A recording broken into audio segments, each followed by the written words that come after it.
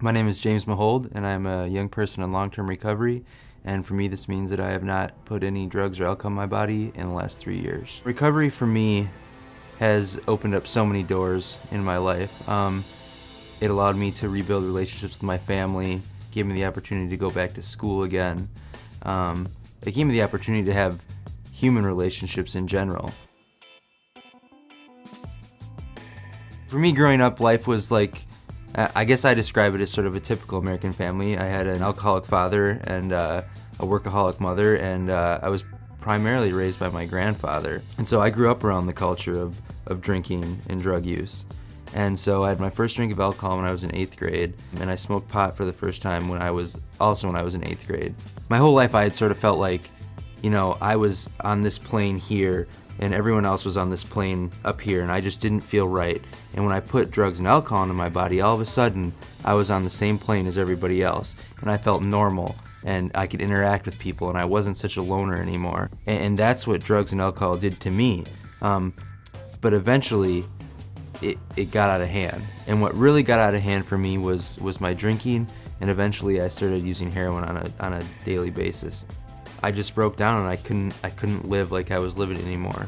And so I called my mom and I told her that I needed help, and she got me in contact with a counselor that I had from a previous treatment. Things got really hard for a long time. I was doing whatever I could to just not get high and not get drunk that day. But then eventually I started meeting people, young people, old people, who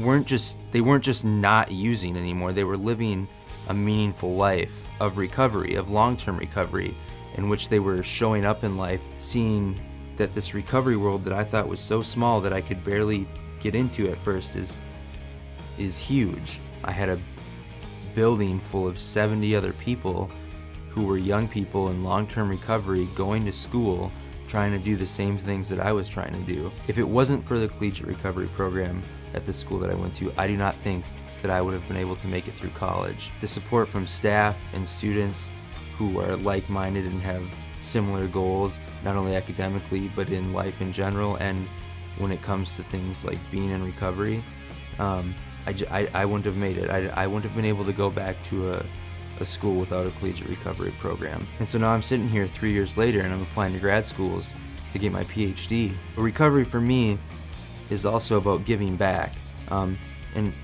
And that for me means helping other people coming into recovery, because it's what was given to me when I came into recovery. My vision for young people in recovery is for them to have equal access to resources, like schools and colleges, where they can feel safe and not have to worry about the temptations that are constantly thrown at us in our society today.